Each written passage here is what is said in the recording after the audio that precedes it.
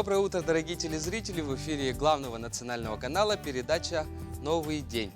Что ж, и сегодня с вами Максим Гоголев. Очень рад сегодня выйти в эфир, давно не выходил, надеюсь, вы также рады встретить меня. Сегодня 18 ноября на календаре, и, конечно же, мы подготовили вам самые интересные новости и покажем все различные лайфхаки. В общем, будет интересно, не переключайтесь. Ну а пока что сделаем? Пока для начала расскажем, какая погода ждет нас на сегодня. По данным Якутского управления по гидрометеорологии и мониторингу окружающей среды, в 6 часов утра центральные Улусы минус 20, минус 23. Днем минус 16, минус 20. Заречье минус 23, минус 24. Днем минус 18, минус 22. Южные Улусы минус 17, минус 24. Днем минус 15, минус 16. Вилюйские Улусы минус 20, минус 21. Днем минус 15, минус 19. Нижнеленские Улусы минус 22, минус 23. Днем минус 21, минус 22. Заречные Улусы минус 19, минус 22. Днем минус 14, минус 17. Колымо-Индигирские Улусы минус 17, минус 31 и минус 16, минус 29 днем. Янские Улусы минус 15, минус 26. Днем минус 14, минус 24. Северо-западные Улусы минус 5, минус 17. Днем минус 7, минус 17. В Якутске в 6 часов утра температура воздуха минус 23 градуса. Атмосферное давление 757 миллиметров ртутного столба. Ветер юго-западный 2,7 метров в секунду. Днем ожидается минус 18, минус 20 градусов.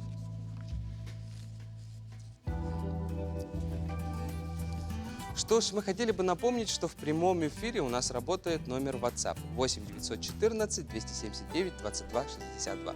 По этому номеру вы можете отправить свои поздравления кому угодно, мы его зачитаем в прямом эфире. Также вы можете задать какие-нибудь интересующие вопросы нашим гостям. Что ж, а мы идем дальше.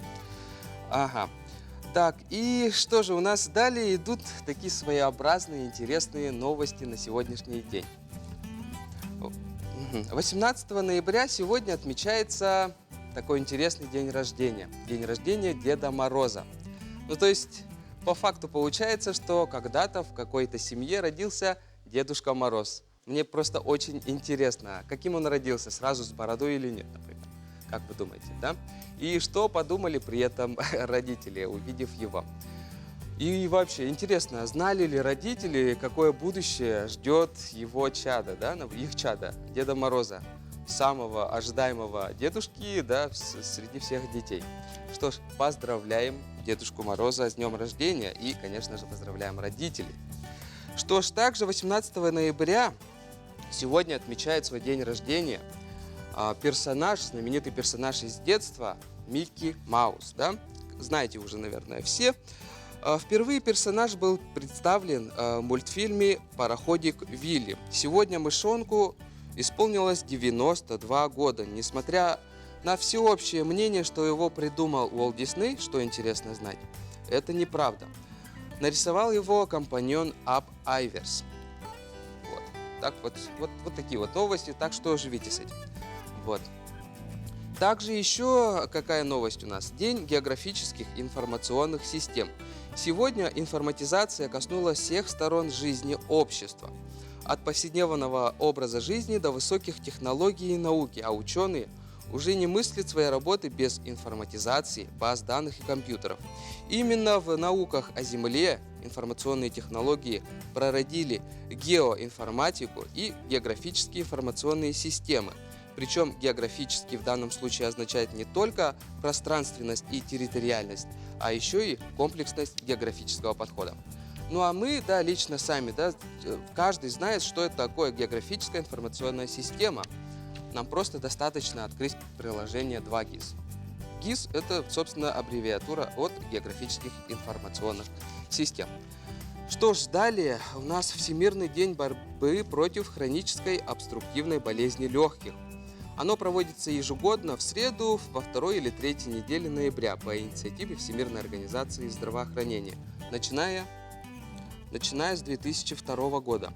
Основные причины развития болезни – это Прошу заметить курение, табачный дым, загрязнение воздуха, контакт с испарениями химических веществ.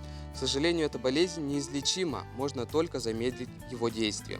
Так что, дорогие телезрители, мы призываем вас беречь свое здоровье, особенно во время пандемии, конечно же, да, коронавируса. В это время, если вы заболели, то, конечно же, легкие ваши будут уязвимы.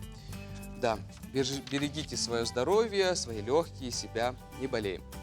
Что ж, далее мы хотели бы передать слово нашим коллегам из информационной службы новостей.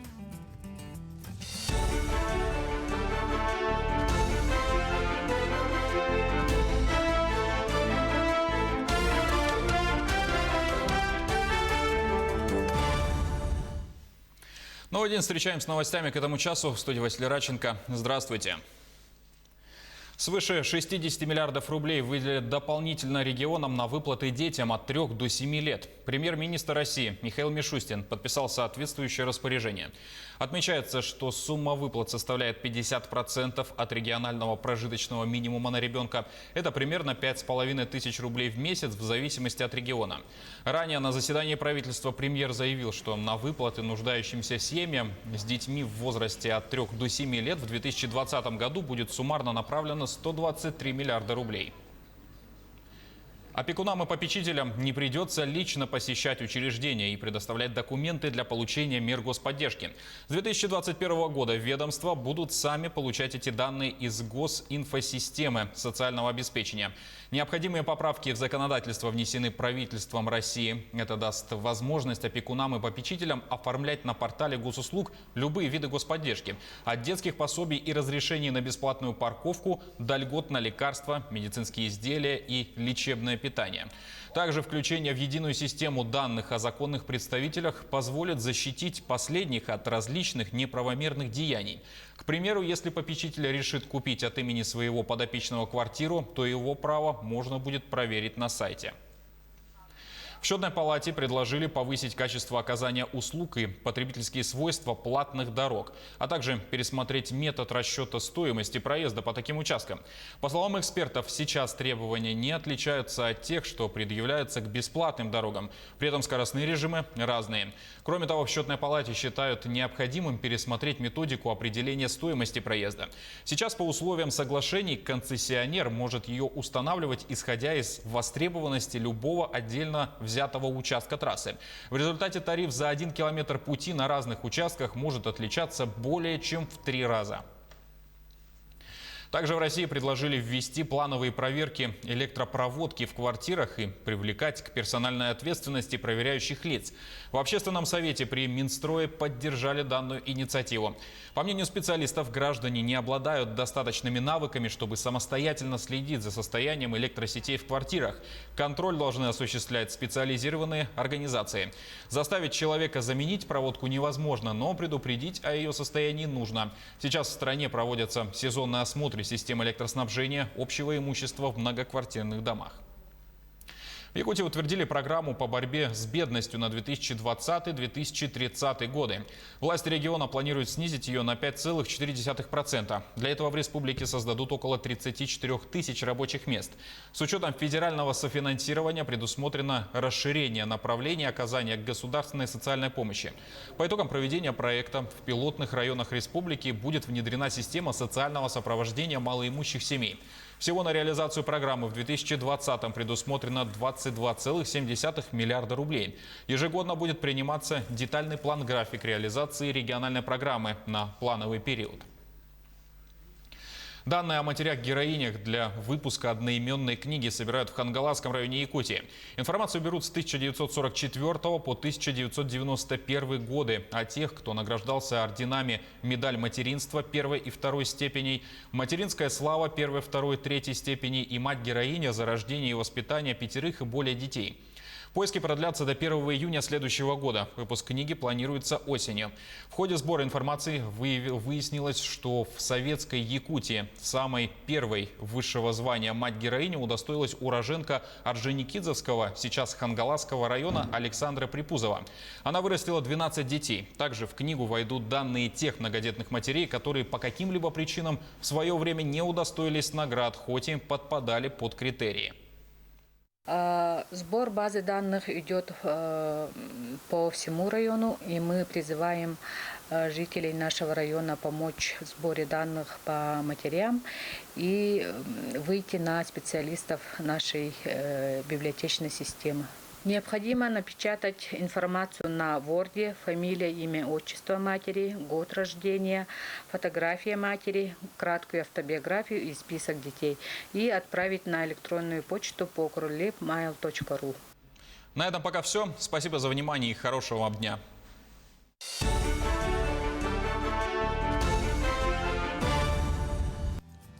Ну что ж, спасибо большое нашим коллегам из информационной службы. Идем дальше. Далее мы хотели бы рассказать про гороскоп. Верите вы или нет, это ваше право, но стоит послушать.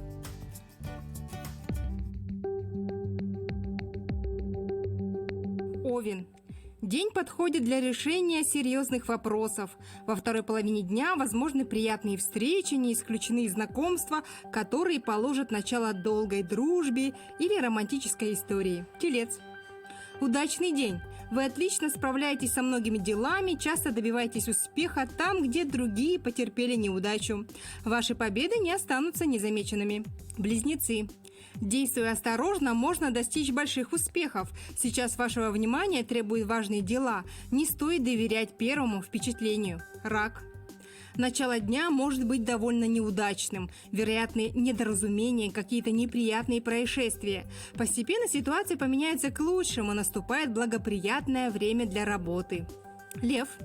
День отличается напряженным эмоциональным фоном. Вы часто сердитесь по пустякам, вторая половина дня будет приятнее, появятся интересные дела. Дева. День полон неожиданностей. Скорее всего, вам придется значительно поменять планы, поскольку события развиваются совсем не так, как можно было предположить. Весы. Подходящий период для любых встреч. Возможны знакомства, которые получат романтическое продолжение. Скорпион. Первая половина дня проходит непросто, вы настроены критически. Вторая половина дня будет посвящена полезным делам. В это же время появится шанс научиться чему-то новому. Не упустите его. Стрелец. Не все дается легко, но шанс достичь успеха есть. Главное сейчас не погружаться в мрачные воспоминания, не думать об ошибках, которые уже нельзя исправить. Козерог. Дел и забот будет много, но в целом вы останетесь довольны тем, как складывается день. Возможны удачные совпадения, приятные сюрпризы и хорошие новости. Водолей. В начале дня стоит действовать осторожно. Это как раз то время, когда нужно уделять внимание мелким деталям. Во второй половине дня можно попытаться реализовать какие-то необычные идеи. Рыбы. Старайтесь не принимать мелочи близко к сердцу и не зацикливаться на пустяках. Этот день будет удачным, если вы не побоитесь решительных действий и смелых экспериментов. Что ж, а далее мы хотим перейти на короткую рекламу, не переключайтесь.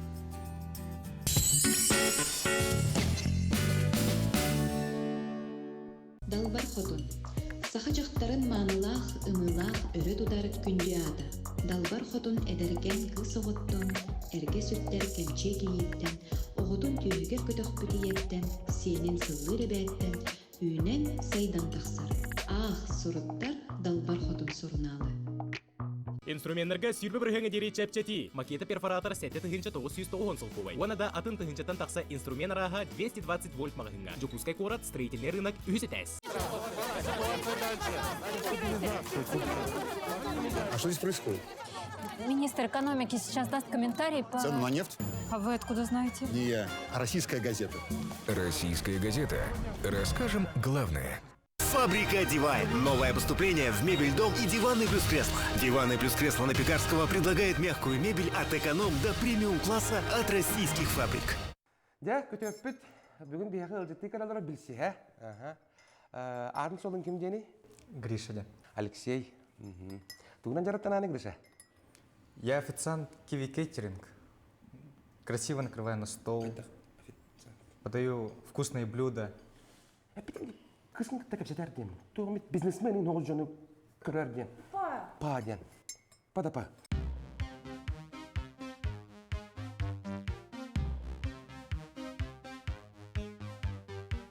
Sweet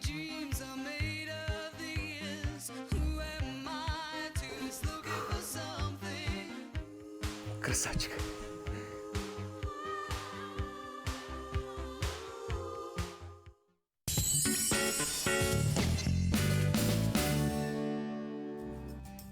Ну что ж, я только что посмотрел рекламу, этот молодой человек разозлился и не стал уходить, а стал накрывать еще лучше. Я бы, наверное, просто ушел.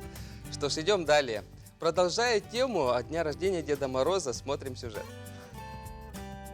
Доброе утро. Слышите? Кажется, Новый год приближается. Несмотря на то, что сейчас ноябрь, такое чувство, что вот-вот Новый год наступит. А все потому, что сегодня 18 ноября, день рождения отмечает сам Дед Мороз. Традиция отмечать день рождения возникла в городе Великий Устюг в 2005 году. И этой прекрасной традиции всего лишь 15 лет. А вот сколько лет Деду Морозу на самом деле посчитать очень сложно, особенно учитывая предыдущие образы, в которых знали этого волшебника. Восточные славяне почитали Мороз как стихию. Он представлялся им невысоким, бодрым старичком с седой бородой, которого зимой звали, а летом просили не приходить, чтобы он не портил урожай. Позже, в середине 19 века, Мороз начинает приобретать черты известного нам сегодня дедушки. Действительно, у этого дедушки менялись очень много имен. Его называли Мороз Иванович, Святой Николай, Морозко и, наконец, всем нам знакомый Дед Мороз. Однако к 1929 году Дед Мороз как элемент православного праздника находится под запретом. Но в 1936 году он возвращается, правда немного переосмысленный, без религиозного подтекста. Дед Мороз того времени высокий, с седой бородой, в красной, белой или синей шубе с меховой оторочкой. С тех пор образ Деда Мороза не сильно изменился. С ним всегда его верная спутница, внучка Снегурочка. А для нас, детей, они оба волшебники и дарители подарков. Сегодня мы говорим о дне рождения Деда Мороза, а значит, это ему должны готовить подарки и говорить поздравления. Так и есть. В городах, где расположены его резиденции, работает специальная почта, куда каждый может отправить дедушке открытку с поздравлениями. А к нему домой, в Великий Устюг, приезжают сказочные коллеги. Это Санта-Клаус из Европы, Никулаш из Чехии, Пакайни из Карелии, Саган-Убайгун из Бурятии, Кыш-Баба из Татарстана и, конечно же, Чисхан из Якутии. Думаю, что к моим поздравлениям Дедушке Морозу присоединятся все дети России. Ведь благодаря ему у нас у всех сказочное настроение, и мы все верим в настоящее чудо. Что ж, большое спасибо этой прекрасной девочке с ее прекрасным рассказом Аделии. Ну что ж, растет прямо следующее поколение, да, замечательных корреспондентов. Идем далее.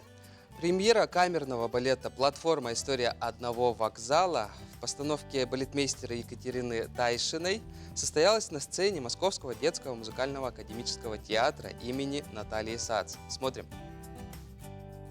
Премьера – это всегда новая встреча со зрителем. Это то, чего ждут с нетерпением артисты, особенно сейчас, в период пандемии. 45-минутный спектакль стал для якутской труппы испытанием на прочность и одновременно экспериментальной площадкой для театра, идущего в ногу со временем.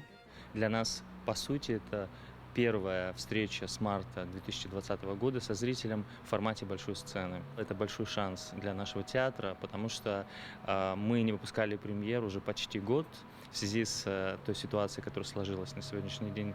Для выпускника колледжа имени Посельских Никиты Рогова премьера в столице – первый спектакль в составе труппы Якутского театра. Отработав год в Екатеринбурге, Никита вернулся в родной Якутск и был принят в кардебалет. Я исполняю роль юноши в новой постановке Екатерины Лаврентьевны Тайшиной. Это очень интересный номер. Советую каждому посмотреть. В целом балет с января, наверное, этого года. Выхода на сцену как такового не было. Это очень нелегкое дело на самом деле. Поэтому сильных ног, здоровья и терпения. 8 историй объединяет одна сюжетная линия – часы, вокзал и зал ожидания. На сцене на языке современного балета рассказ о судьбах разных людей. Постановка готовилась с 3 составами – уже известные мастера балета и начинающие артисты. Идея постановки современного балета – воплощение творческих замыслов руководителя труппы Екатерины Тайшиной. В центре камерного спектакля не только эталонный классический балет, но и яркая актерская игра. Эмоционально через пластику тела передаются внутренние переживания и мысли героев, понятные и близкие каждому зрителю. Если у многих современных хореографов это главное это движение, то для меня в этом балете главное это мысль, это история, это сюжет. Вот это мне хотелось показать, что у каждого человека есть своя судьба, свои какие-то переломные моменты в жизни. Очень хочется, чтобы, смотря на эти истории, зритель видел себя. Термометрия, маски, перчатки, шахматная рассадка. Все для того, чтобы позаботиться о самых главных участниках действия – зрителях. По признанию организаторов, фестиваль стал отдушиной не только для любителей театра, но и профессионального сообщества. Мне кажется, что это чудесный спектакль. Мне очень нравится стилистика, мне очень нравится труппа, мне очень нравится вообще атмосфера работы. Все решает талант, все решает вдохновение, все решает видение завтрашнего дня. Да? И еще раз повторю девиз нашего фестиваля: все решает видение музыки. Мне нравится, что наши коллеги в разных городах, в разных регионах, в том числе в Якутске, ищут какие-то новые пути. Туяра Константинова, Виктор Олесов, Москва. Ну что ж, если даже на памятниках маски, то мы тем более должны быть в них. В случае, если встречаем гостей у нас в студии. Не секрет, что сейчас в условиях пандемии новой коронавирусной системы, конечно же, вопрос здоровья – это вопрос номер один. А как получить государственные и муниципальные услуги, минимизируя контакты с ведомственными органами, которые их представляют? На помощь к нам приходят порталы госуслуг, на которые можно оформить большинство услуг благодаря учетной записи ЕСИА, что означает «Единая система идентификации и аутентификации». Вот так вот, да? Ну, грубо говоря, это пароль и логин. Что ж, и у нас в студии Анастасия Лазарева, главный специалист отдела коммуникации и электронных услуг Центра «Мои документы». Доброе утро. Доброе утро. Ну что ж, как же зарегистрироваться, да, вот получить вот это ЕСИА? Что нужно, чтобы оформить ее? Действительно, для того, чтобы получать государственные и муниципальные услуги, сейчас не обязательно обращаться напрямую в ведомство, либо в Центр «Мои документы», потому что у граждан есть альтернатива. Да. Это оформление услуг в электронном виде. Получать услуги в электронном виде нам помогает учетная запись ВИСИА. Как вы уже отметили, это вот такая система идентификации, которая позволяет идентифицировать граждан. Благодаря тому, что человек зарегистрирован на портале госуслуг, то есть он имеет логин и пароль от портала, да, он, получается, имеет доступ ко всем порталам госуслуг, которые предоставляют различного рода услуги, и также сайтам, на которых тоже можно оформлять различного рода услуги. Для этого человек должен быть подтвержденной учетной записью на портале госуслуг. Ну а как же получить этот вот ЕСИА? То есть, получается, какие-то документы нужны или что-либо такое? Да, для того, чтобы получить учетную запись, человеку необходимо зарегистрироваться.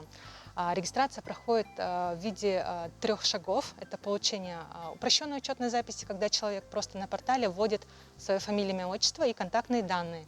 Далее вводит свои данные своих документов, паспорта и СНИЛСа и получает стандартную учетную запись.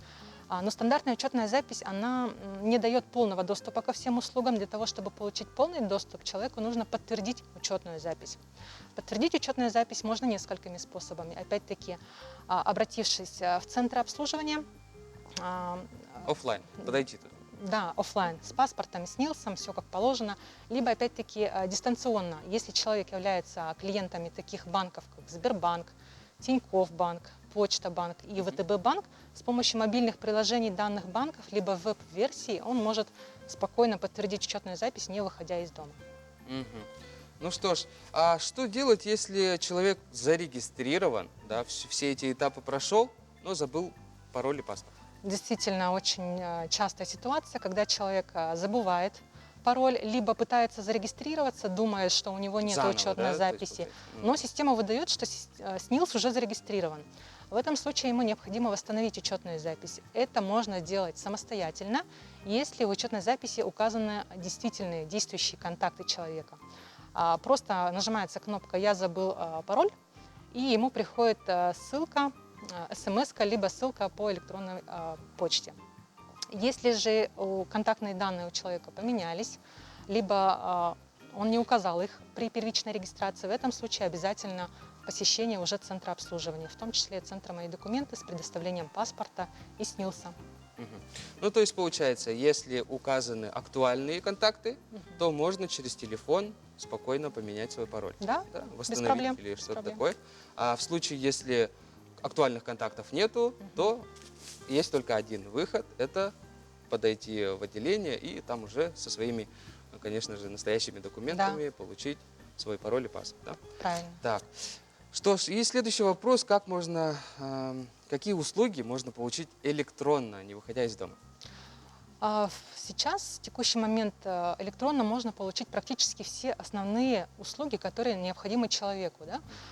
На портале госуслуг, на едином федеральном портале, можно оформить такие важные документы, как паспорт, заменить, да, с различного рода причинами, водительские права оформить, зарегистрировать транспортное средство, прописаться. Это можно все сделать через единый портал госуслуги.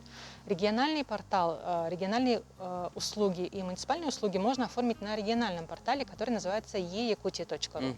Здесь это получается оформление практически большинства пособий детских, постановка в детский сад, сверка очереди, да, и так далее. Ну и соответствующие услуги, допустим, Федеральной налоговой службы можно оформить в личном кабинете на сайте налог.ру. Услуги Росреестра можно оформить на сайте росреестр.ру.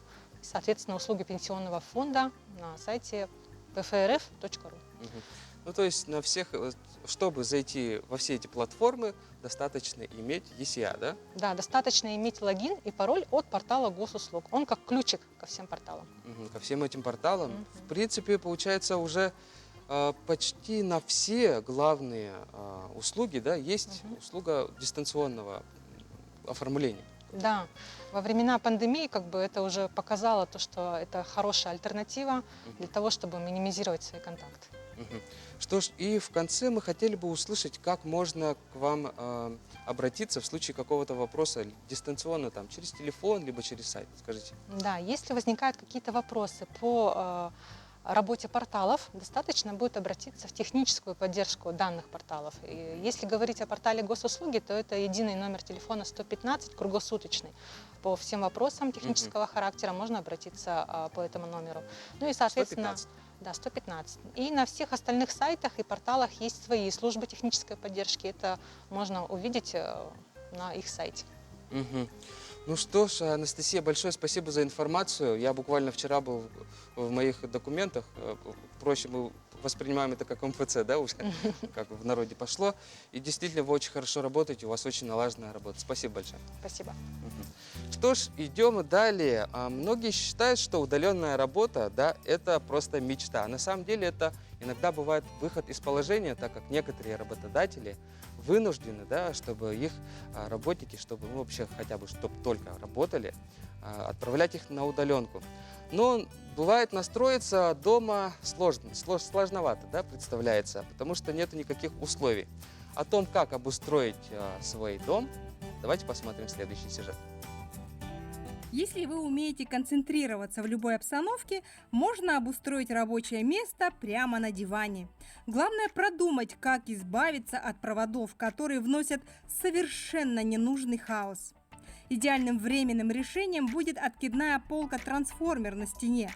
В открытом виде ее можно использовать как письменный или компьютерный стол, а в сложенном – это отличная подставка для растений и книг. Но для большинства все эти трудовые перемены застали врасплох, ведь не у всех в квартире предусмотрено отдельное рабочее место. Мне, к примеру, пришлось озвучивать тексты в шкафу. Правда, я сразу поняла, что звук оттуда звучит как из бочки, поэтому дикторская у меня переместилась под одеяло. Нет причин для беспокойства. День складывается удачно. Во многом повезло моему коллеге из телеканала «Якутия-24» Юрию Осипову. У него есть гараж. Из-за вездесущего коронавируса мы сейчас не можем работать в полную силу. Это касается и записи рубрик в студии. Поэтому работать нам сейчас приходится прямо из дома. Конечно, в этом есть и свои плюсы, но есть и свои сложности, ведь во время записи вокруг должна быть полная тишина, то есть не должно быть никаких посторонних шумов. В этом вопросе у каждого из моих коллег свой подход. Кто-то прячется в шкафу, кто-то залезает под одеяло и закрывается подушками, кто-то же приучил своих родных не шуметь во время записи. Можно не шуршать здесь, а? Я же, чтобы не мешать своим домашним, устроил себе рабочее место прямо в гараже. Тут мы установили компьютер и даже провели к нему интернет. Теперь я могу искать все необходимые новости прямо отсюда, никуда не выходя. В общем, мы сделали все, чтобы работа была не только удобной, но и комфортной.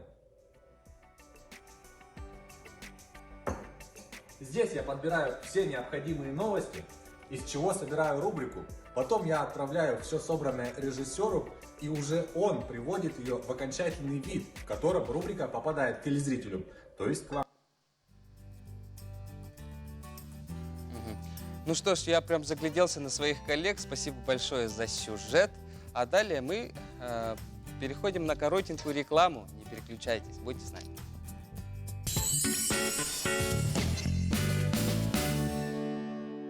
Фабрика Divine. Новое поступление в мебель-дом и диваны плюс кресло. Диваны плюс кресло на Пекарского предлагает мягкую мебель от эконом до премиум-класса от российских фабрик. Да, көтөппүт. Бүгін бияғы ылжытты каналары білсе, атын солын кім дені? Гриша. Алексей. Тугынан жараттан аны, Гриша? Я официант Киви Кейтеринг. Красиво накрываю на стол. Подаю вкусные блюда. Кысын так әпсетер дем. Туғымет бизнесменin оғыл жоны көрер дем. Па дем. Па да па.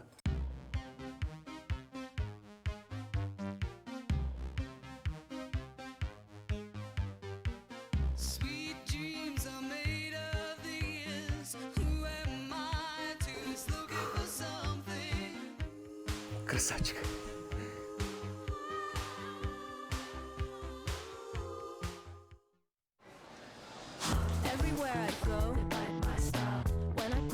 Попробуй продукты на дом с бесплатной доставкой на sbermarket.ru. Более 70 любимых товаров по суперцене. Теперь в Якутске. Сбермаркет. Цены ниже. Доставка бесплатна. Якутская тушенка Самартай за 140 рублей только в Якут-Оптторг и в магазине Сакакарт. Инструменттерге сүйрбе бір хеңе дере чәпчәти. Макета перфоратор сәтті тыгынча 990 сылкувай. Ванада атын тыгынчатан тақса инструмент араға 220 вольт мағынға. Жукускай корат строительный рынок үсетәс. А что здесь происходит? Министр экономики сейчас даст комментарий по... Цену на нефть? А вы откуда знаете? Не я, а российская газета. Российская газета. Расскажем главное.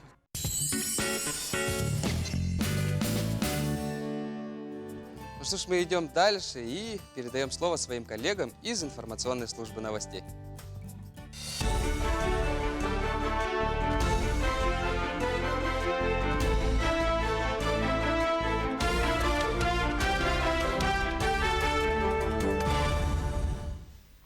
Новый день, встречаем с новостями к этому часу. В студии Василий Радченко. Здравствуйте.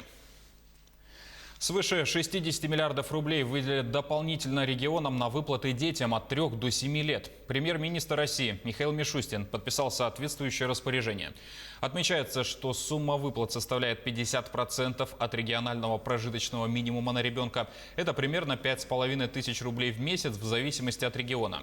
Ранее на заседании правительства премьер заявил, что на выплаты нуждающимся семьям с детьми в возрасте от 3 до 7 лет в 2020 году будет суммарно направлено 123 миллиарда рублей.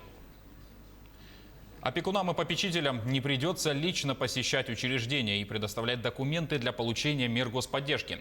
С 2021 года ведомства будут сами получать эти данные из госинфосистемы социального обеспечения. Необходимые поправки в законодательство внесены правительством России. Это даст возможность опекунам и попечителям оформлять на портале госуслуг любые виды господдержки. От детских пособий и разрешений на бесплатную парковку до льгот на лекарства, медицинские изделия и лечебное питание. Также включение в единую систему данных о законных представителях позволит защитить последних от различных неправомерных деяний. К примеру, если попечитель решит купить от имени своего подопечного квартиру, то его право можно будет проверить на сайте. В Счетной палате предложили повысить качество оказания услуг и потребительские свойства платных дорог, а также пересмотреть метод расчета стоимости проезда по таким участкам. По словам экспертов, сейчас требования не отличаются от тех, что предъявляются к бесплатным дорогам. При этом скоростные режимы разные. Кроме того, в Счетной палате считают необходимым пересмотреть методику определения стоимости проезда. Сейчас по условиям соглашений концессионер может ее устанавливать, исходя из востребованности любого отдельно взятого участка трассы. В результате тариф за 1 километр пути на разных участках может отличаться более чем в 3 раза. Также в России предложили ввести плановые проверки электропроводки в квартирах и привлекать к персональной ответственности проверяющих лиц. В Общественном совете при Минстрое поддержали данную инициативу. По мнению специалистов, граждане не обладают достаточными навыками, чтобы самостоятельно следить за состоянием электросетей в квартирах. Контроль должны осуществлять специализированные организации. Заставить человека заменить проводку невозможно, но предупредить о ее состоянии нужно. Сейчас в стране проводятся сезонные осмотры систем электроснабжения общего имущества в многоквартирных домах. В Якутии утвердили программу по борьбе с бедностью на 2020-2030 годы. Власти региона планируют снизить ее на 5,4%. Для этого в республике создадут около 34 тысяч рабочих мест. С учетом федерального софинансирования предусмотрено расширение направлений оказания государственной социальной помощи. По итогам проведения проекта в пилотных районах республики будет внедрена система социального сопровождения малоимущих семей. Всего на реализацию программы в 2020-м предусмотрено 22,7 миллиарда рублей. Ежегодно будет приниматься детальный план-график реализации региональной программы на плановый период. Данные о матерях-героинях для выпуска одноименной книги собирают в Хангаласском районе Якутии. Информацию берут с 1944 по 1991 годы о тех, кто награждался орденами «Медаль материнства» 1 и 2 степеней, «Материнская слава» 1, 2, 3 степеней и «Мать-героиня» за рождение и воспитание 5 и более детей. Поиски продлятся до 1 июня следующего года. Выпуск книги планируется осенью. В ходе сбора информации выяснилось, что в советской Якутии самой первой высшего звания мать-героиня удостоилась уроженка Орджоникидзевского, сейчас Хангаласского района Александра Припузова. Она вырастила 12 детей. Также в книгу войдут данные тех многодетных матерей, которые по каким-либо причинам в свое время не удостоились наград, хоть и подпадали под критерии. Сбор базы данных идет по всему району, и мы призываем жителей нашего района помочь в сборе данных по матерям и выйти на специалистов нашей библиотечной системы. Необходимо напечатать информацию на Word, фамилия, имя, отчество матери, год рождения, фотография матери, краткую автобиографию и список детей и отправить на электронную почту по krulep@mail.ru. На этом пока все. Спасибо за внимание и хорошего вам дня.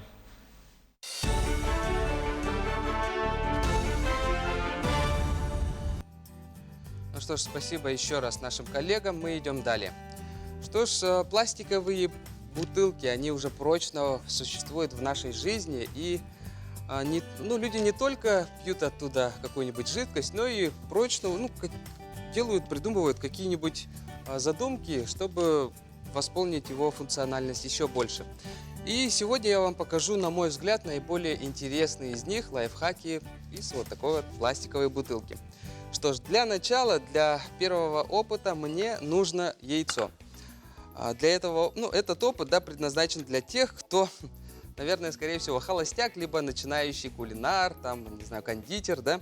В общем, цель какая? Вам, если нужно отделить желток, то вам понадобится пластиковая бутылка. Смотрим. Вот, собственно, свежее яйцо. И мы берем пластиковую бутылку и сейчас попробуем отделить желток от белка. Так. О, смотрите, это реально работает. Смотрите как. Мы прям идеально отделили желток. Я будущий кулинар. Что ж, идем далее. Я бы хотел напомнить, что бывает такое, что вам нужно наполнить ведро воды, а раковина маленькая, и туда просто ведро не помещается. В этом случае также вам понадобится бутылка. Делаете вот здесь надрез, да, отверстие, засовываете его вот в раковину, да, грубо говоря, и вот она будет таким каналом, трубой для того, чтобы пустить воду прямо в ведро. Вот такой лайфхак. Далее мы идем... Так, и еще вот один интересный лайфхак я посмотрел. Для этого мне нужен канцелярский нож и сама бутылка. Отделяем вот, получается, горловину бутылки. Это делается для того, чтобы, ну вот, у людей бывают проблемы, да, каждый раз вот открывать пакет не совсем удобно, и он сыпется там и все такое. Для этого вот что придумали люди, да, поистине фантазия людей безгранична. Тут просовываем пакет через горлышко бутылки, вот так вот продеваем. Этим самым можно, получается, проливать сколько хотите семян, и после этого можете просто закрыть бутылочку крышечкой. Все, и она будет никуда не будет сыпаться. Вот. Что еще? Чтобы также еще, да, в быту у мужчин может пригодиться какая-нибудь веревка, а ее под рукой нету. И для этого я вот сделал вот такую задумочку, закрепил здесь резак, и посмотрим, как это работает. Берем бутылку, да, мы уже сделали отделение. Вот, закручиваем ее. Здесь важно, чтобы вы бутылку фиксировали вот так вот вниз. И получается, вот, вы тянете. Тянете, тянете, тянете, тянете, тянете, тянете, тянете, тянете, тянете, тянете. Ну и в конце, грубо говоря, у вас выходит сколько угодно веревки из этого рулона. Ну, тоже может пригодиться в быту, на самом деле. Мне это очень понравилось. Вот. Что ж, идем далее. В декабре состоится Обилимпикс. О том, что же это такое, давайте сейчас кратенько посмотрим сюжет и потом поговорим с гостем.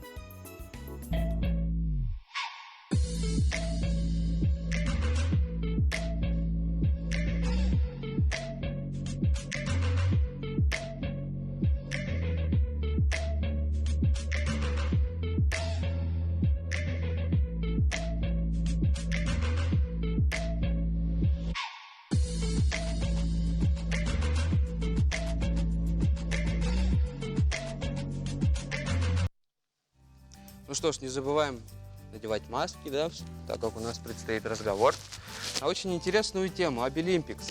В гостях у нас в нашей студии Иннокентий Оконешников, заместитель директора Государственного автономного учреждения дополнительного профессионального образования Республики Саха-Якутия, Институт развития профессионального образования, руководитель Центра развития Обилимпикс. Доброе утро. Доброе утро.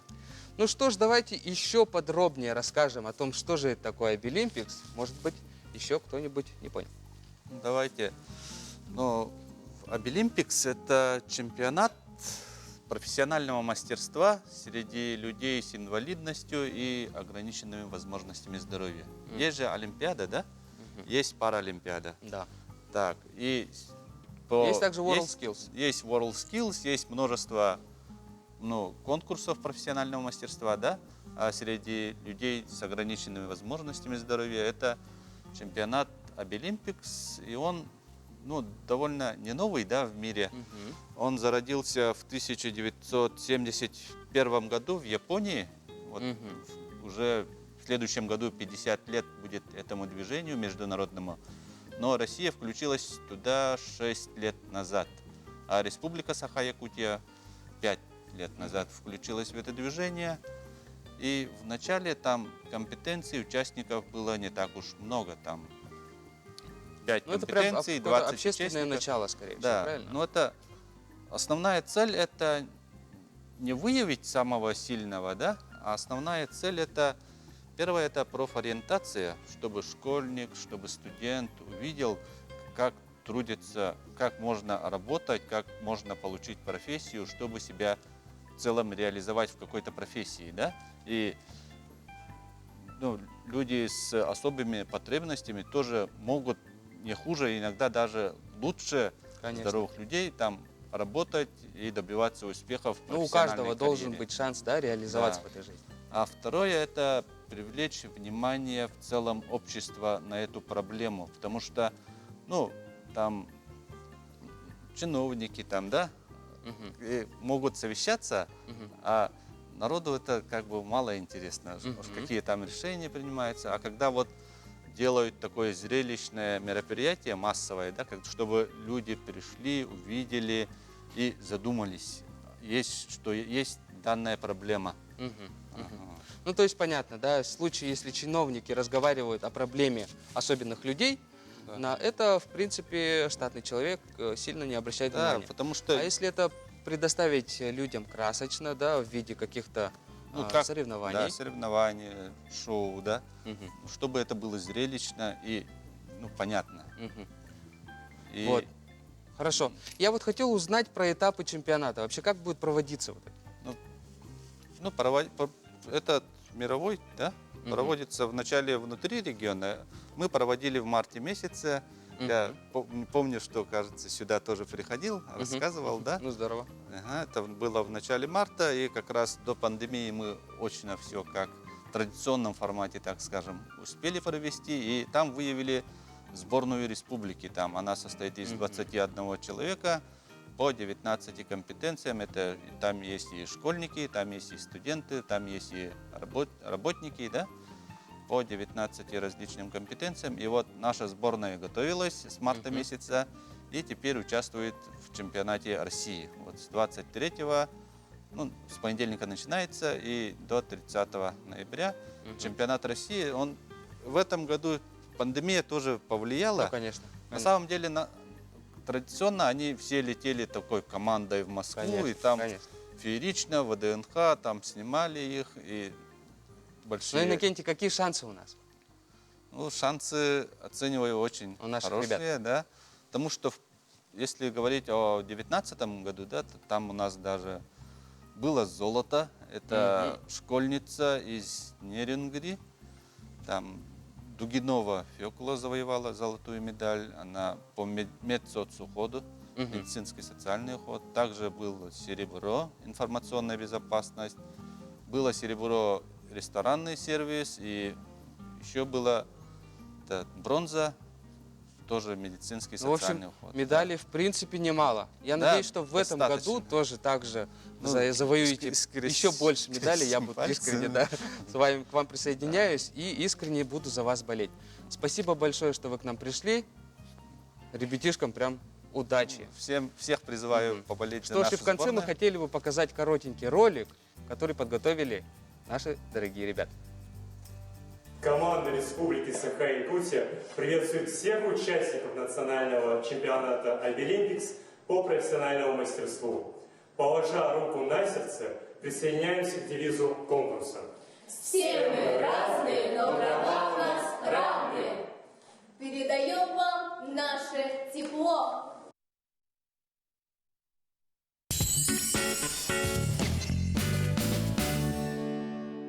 Фабрика Дивайн. Новое поступление в мебель-дом и диваны плюс кресло. Диваны плюс кресло на Пекарского предлагает мягкую мебель от эконом до премиум-класса от российских фабрик. Да, көтөппүт. Бүгүн бияғы ылжытты каналары білсе, атын солын кім дені? Гриша. Алексей. Тугынан жараттан аны, Гриша? Я официант Киви Кейтеринг. Красиво накрываю на стол. Подаю вкусные блюда. Кысын так әпсетер дем. Туғымет бизнесменin оғыл жоны көрер дем. Па дем. Па да па.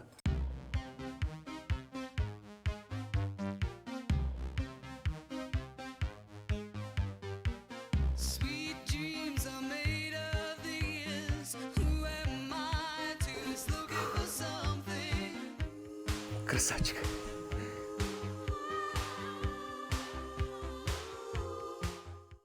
Далбар хотун. Саха жақтарын маанылах, ымылах, өрі тудар күнде ада. Далбар хотун эдерген кыз оғыттон, эрге сүттер кемче кейіптен, оғытун түйігер көтөх бүтиеттен, сенен сыллы ребәттен, үйнен сайдан тақсар. Ах, суруттар далбар хотун суруналы. Инструменттерге сүрбе біргіңі дере чәпчәти. Макета перфоратор 7-900 сылкувай. Онада атын тыгынчатан тақса инструмент араға 220 вольт мағығынға. Жопускай корат строительный рынок үсетәс. А что здесь происходит? Министр экономики сейчас даст комментарий по... Цену на нефть? А вы откуда знаете? Не я, а российская газета. Российская газета. Расскажем главное.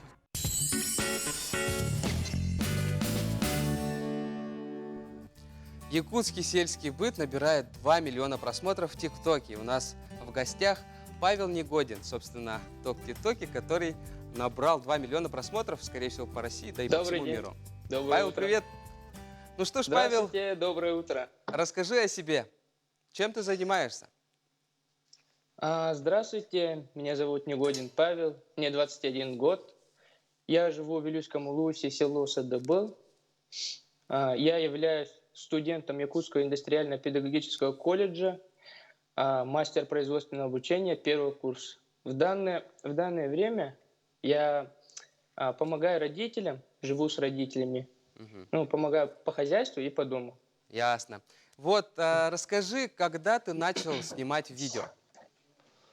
Вот видео я начал снимать в армии. Но до этого я еще увлекался, чуть-чуть так, любил поснимать. Но у меня не так уж профессионально получалось. И в армии, вот, когда я служил, когда приобрел мобильный телефон, я скачал приложение TikTok, и мне там друзья посоветовали, там типа много видео, я смотрел. Я там наткнулся на ролик, где там с мотивирующими словами, что ты человек, у тебя есть руки, ноги, все ты можешь в этой жизни, если ты веришь. И вот я начал усердно тренироваться, и я просто снял пару своих тренировок, как я занимаюсь, и выложил их в ТикТок. И через 3 дня у меня одно видео попало в рекомендации. Ну, и здорово. я подумал, что людям интересно, и я захотел, чтобы я решил, что я сам буду снимать свои мотивирующие ролики. И вот так я начал снимать. Вот. А кто сейчас помогает тебе снимать видео? Иногда я прошу друзей, кто со мной бегает, кто мне помогает. Иногда, в основном я просто ставлю телефон и снимаю. Ага. Ну вот сейчас как раз-таки телезрители видят твой ролик, который набрал более 2 миллионов просмотров. Вот расскажи первые свои чувства, когда ты увидел, что твое видео набирает такие размахи. Вот я сначала не поверил вообще. Это как бы, в Якутске это же обычное дело, лед брать для... И это как бы у меня было фотоотчет, я захотел снять видео просто как я работаю, и потом показать своим родителям там. И я просто выложил в ТикТок. Через 2 или сколько дней я просыпаюсь, и мне много уведомлений пришли. Все меня поздравляют, такие: Паша, ты звезда, тебя по всем страницам, тут Инстаграм полный про тебя. Я не поверил сначала. Не, я не звезда, вы чё? Нет. Потом смотрю, а там у меня 2 миллиона просмотров. Вот, это действительно здорово. Это меня очень вообще вдохновило. И я понял, что я зашел в комментарии, а там все спрашивают, зачем это, зачем. И вот именно якуты меня жестко поддержали, они посмотрели и всем отвечали. Я не успевал всем отвечать. И они за меня как вот поддержка, эта поддержка была такой мотивацией вообще. Павел, скажи, ты усердно занимаешься спортом, и я хочу сейчас с тобой побатлиться на отжимания. Ты готов? Конечно. Давай. У нас совсем мало времени осталось. Давай приготовимся. Так, давно этого не делал.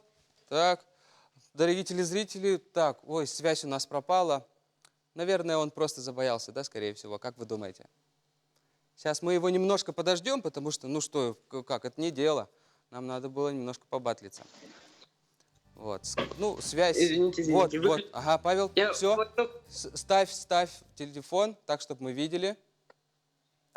Условие такое. Чем больше отжиманий за 30 секунд, тот и победил. Хорошо. Вот Давайте так садись. обычно мои Ага. все снимаются. Все, ты готов? Да. Давай. Все, поехали. На счет 3. 1, 2, 3.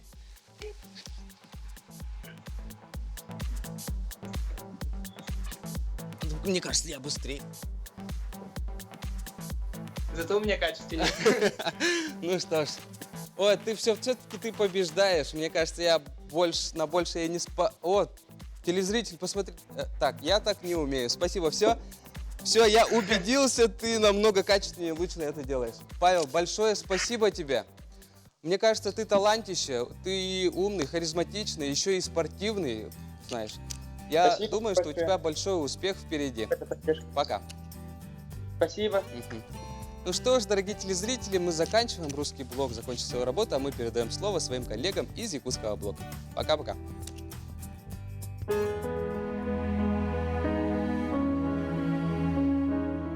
Якутия – это территория великого и непостижимого пространства. Эта первозданная земля влечет человека своими пейзажами и поразительной красотой суровой северной природы. Главным богатством нашей республики являются реки. Это настоящие сокровищницы, затаившие в своих водах многообразие рыб. Федеральный закон о любительском рыболовстве и внесении изменений в отдельные законодательные акты Российской Федерации вступил в силу с 1 января 2020 года. Новая трактовка закона регулирует организацию любительского и спортивного рыболовства. Суть закона состоит в том, что рыболовство осуществляется на водных объектах общего пользования гражданами Российской Федерации свободно и бесплатно. На территории Республики Саха-Якутия суточная норма вылова регламентируется правилами рыболовства для Восточно-Сибирского рыбохозяйственного бассейна. На территории республики для каждой группы районов установлена своя суточная норма. Также с 1 января 2020 года в силу вступили правила учета рыболовных сетей и их обязательной поштучной маркировки, которые осуществляют территориальные органы Федерального агентства по рыболовству. Учету подлежат все сетные орудия, используемые для любительского рыболовства в районах Севера, Сибири и Дальнего Востока. Запрещается добыча водных биоресурсов с применением сетных орудий добычи в водных объектах рыбохозяйственного значения, за исключением добычи на рыболовных участках, предоставляемых для организации любительского лова, на участках водных объектов, указанных в приложении номер 3 правил рыболовства для Восточно-Сибирского рыбохозяйственного бассейна и на изолированных Карасевых озерах, не имеющих гидрологической связи с рекой и не предоставленных под рыболовные участки. Вне рыболовных участков запрещается применение сетных орудий. Разрешены только крючковые снасти, спиннинги летние и зимние удочки, закидушки и так далее с общим количеством крючков не более 10 штук у гражданина. С полным списком разрешенных орудий можно ознакомиться в правилах. Реки влияют на все сферы человеческой жизни. Вокруг них история и культура